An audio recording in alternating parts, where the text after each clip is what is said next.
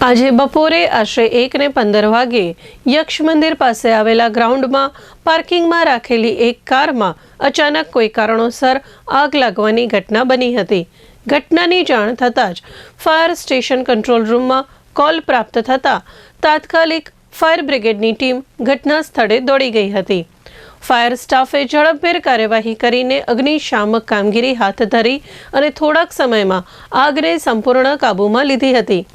સદનસીબે કોઈ જાનહાનિ થઈ નથી। આગ લાગવાનું ચોક્કસ કારણ પ્રાથમિક તબક્કે જાણવા મળ્યું નથી। કાર્યવાહી દરમિયાન ફાયર અધિકારી દિલીપ ચૌહાણ, ડ્રાઈવર જિગ્નેશ જેઠવા, નરેશ લોરા તથા ફાયરમેન સત્યજીતસિંહ ઝાલા, સોહમ ગોસ્વામી, કરણ જોશી, ઋષિ ગોર, ઉજ્જવલ ગોસ્વામી, રમેશ ગાગલ, રુદ્ર જોશી, જય ઠક્કર તેમજ ટ્રેની સ્ટાફ જોડાયા હતા।